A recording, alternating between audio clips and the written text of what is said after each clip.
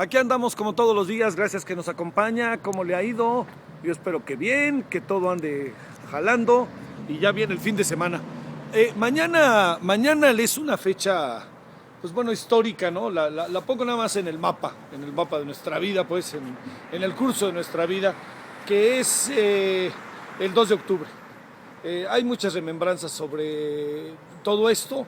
Yo le diría que digamos, me quisiera quedar con el paso del tiempo, de que el 2 de octubre fue una fecha en la cual nuestro país vivió una circunstancia excepcional como la vivieron varias naciones del mundo. En Estados Unidos toda esta ola llegó un poquito después en California, allí en la Universidad de Berkeley, pero digamos todos sabemos lo que pasó en Praga, lo que pasó en París, lo que pasó en Madrid, lo que pasó en muchos lados. En algunos fue más intenso que en otros. En México, el clímax del 2 de octubre se vino a dar cuando el 2 de octubre, cuando esa tarde del 2 de octubre allá en Tlatelolco, el ejército intervino en una manifestación, en un meeting que tenían los estudiantes. No era un meeting de excepción, no era un meeting excepcional o no era el gran meeting, pero era un meeting que sin duda alguna era significativo. El 2 de octubre estábamos a 10 días de la inauguración de los Juegos Olímpicos del año del 68. Ya de hecho algunas delegaciones habían llegado a México y el gobierno estaba en una disyuntiva, en la disyuntiva de dejar de poner un alto al asunto o de tomar una decisión como la que tomó. Era una disyuntiva que el gobierno se planteó, pero una disyuntiva en el fondo falsa, porque el movimiento estudiantil nunca pretendió cambiar al gobierno. El movimiento estudiantil pedía cosas tan concretas como la remoción del secretario, que era el director de la policía, diálogo nacional, cosas de este tipo, pero no estaba diciendo que se vaya el presidente Díaz Ordaz, ¿no? Y la salida del gobierno fue una salida fallida, equivocada, que dejó una huella muy dramática, muy grave en el país. Pero paradójicamente, ese 2 de octubre, que es muy importante recordar que el 2 de octubre forma parte de un proceso en el cual años más adelante nos dimos cuenta que no era solamente el 2 de octubre, sino había sido un movimiento que se había generado desde principios del mismo año del 68. Pues el 2 de octubre fue el clímax, fue el momento en el cual se recordará siempre el movimiento estudiantil. Pero el movimiento estudiantil tuvo momentos brillantes, extraordinarios, maravillosos. Uno de los momentos más emocionantes del 2 de octubre, de lo que fue el movimiento estudiantil, fue la marcha del rector en aquel tiempo de la Universidad Nacional Autónoma de México, Javier Barrosierra, por las calles de Insurgentes, una marcha que él encabezó, de rector muy digno, los muchos asuntos que algunos maestros del Instituto Politécnico Nacional llevaron a efecto, mucha gente en Chapingo que hizo cosas extraordinarias y maravillosas, pero quizás uno de esos momentos más emocionantes fue la muy famosa Marcha del Silencio, precisamente cerca de aquí, por Avenida Reforma.